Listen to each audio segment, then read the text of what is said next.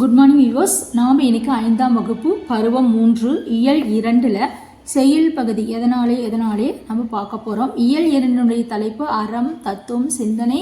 அதுக்கு தகுந்த மாதிரி நமக்கு பாடப்பகுதிகள் கொடுத்துருப்பாங்க.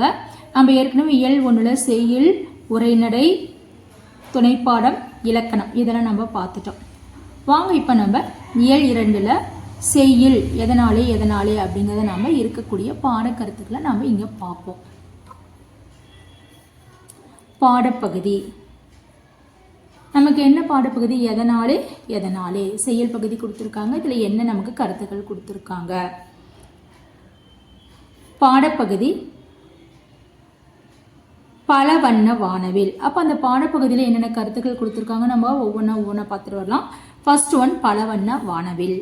வானில் உள்ள நீர்த்துளிகளுள் சூரிய ஒளி ஊடுருவும் போது நீர்த்துளிகள் பின்புறமாக எதிரொலிப்பதால் வானவில் தோன்றுகிறது.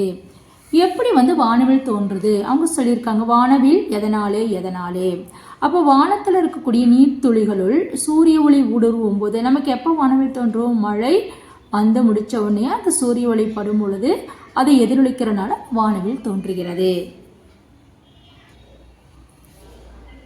அடுத்தது விண்மீன் ஒளிர்வது எதனாலே? ஏன் விண்மீன் ஒளிருது? எப்படி ஒளிருது? விண்மீன்கள் தங்களிடம் உள்ள ஒன்றிற்கும் மேற்பட்ட நைட்ரஜன் அணுக்களை இயற்பியல் நிகழ்வின் உதவியுடன் ஒன்றிணைப்பதன் மூலம் ஒளி வீசுகின்றன. அதில் இருக்கக்கூடிய ஹைட்ரஜன் அணுக்கள் ஃபிசிக்கல் ஈவெண்ட் மூலியமாக என்ன செய்யுது? அது ஃபுல்லாகவே நமக்கு ஒன்றிணைக்கணும், அந்த ஒளி வீசுகிறது அப்படின்னு சொல்லியிருக்காங்க. என்ன அணுக்கள்? ஹைட்ரஜன் அணுக்கள். ரோஜாப்பூ சிவப்பது எதனாலே? அப்போ அதில் இருக்கக்கூடிய ஆந்தோசைனின் நிறமி இருப்பதால். அப்போ கேட்பாங்க நமக்கு ரோஜாப்பூ சிவப்பது எதன் காரணமாக அப்படின்னா கீழே ஒரு சில நிறமிகள் நேம்லாம் கொடுத்துருப்பாங்க. குளோரோஃபில் அதில் அந்த மாதிரி. அப்போ நமக்கு என்ன நிறமி எழுதணும்? ஆந்தோசைனின் நிறமி இருப்பதால். இலைகள் உதிர்வது எதனாலே? ஏன் இலைகள் உதிருது? கோடைக்காலங்களில் நீராவி போக்கை குறைப்பதற்கு. நமக்கே தெரியும் இலைகள் வெயில் காலத்தில் தண்ணி அதுக்கு கம்மியாக தான் கிடைக்கும். அப்போ இலைகள் எல்லாம் நீர் ஆவியாக போச்சுன்னா இலையும் மரமும் காஞ்சிரும். அதனால தான் நீராவி போக்கை தடுப்பதற்காக இலைகளாக உதிர்கின்றன. அடுத்தது மின்மினி மின்னுவது எதனாலே? அப்போ மின்னுவது எதனாலே? மின்மினி பூச்சிருக்குள்ள மின்னும். நாமெல்லாம் சின்ன வயசில் பார்த்துப்போம். அப்படியே ப்ளூவும் பச்சையும் அப்படியே கலந்து ஒரு மயில் வண்ண கலரில் மின்னிட்டே இருக்கும்.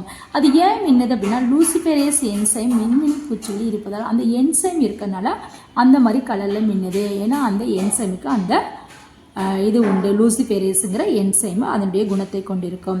அடுத்து பறவைகள் பறப்பது எதனாலே? ஏன் பறவைகள் பறக்குது?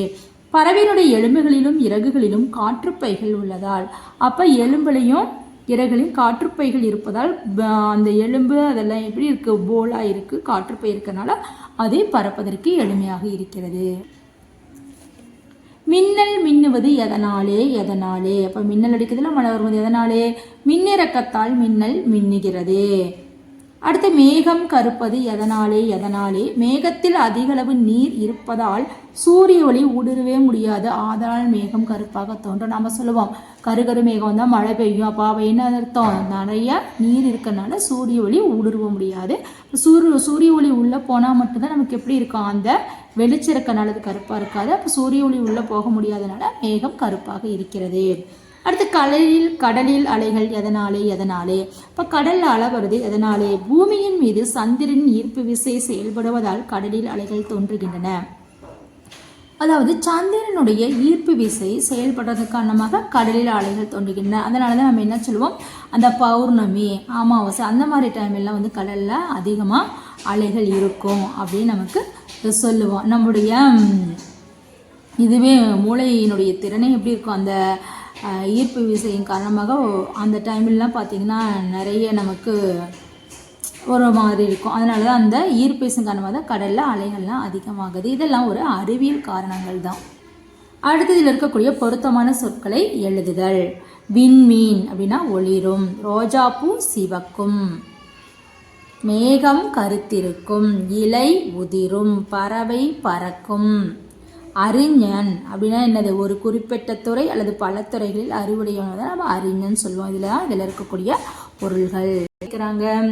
பலவண்ண வானவில் எதனாலே எதனாலே, விண்மீன் ஒளிர்வது எதனாலே எதனாலே, ரோஜாப்பூ சிவப்பது எதனாலே எதனாலே, இலைகள் உதிர்வது எதனாலே எதனாலே, மின்மினி பூச்சி மின்னுவது எதனாலே எதனாலே, பறவைகள் பறப்பது எதனாலே எதனாலே, மின்னல் மின்னுவது எதனாலே எதனாலே, மேகம் கருப்பது எதனாலே எதனாலே, கடலில் அலைகள் எதனாலே எதனாலே,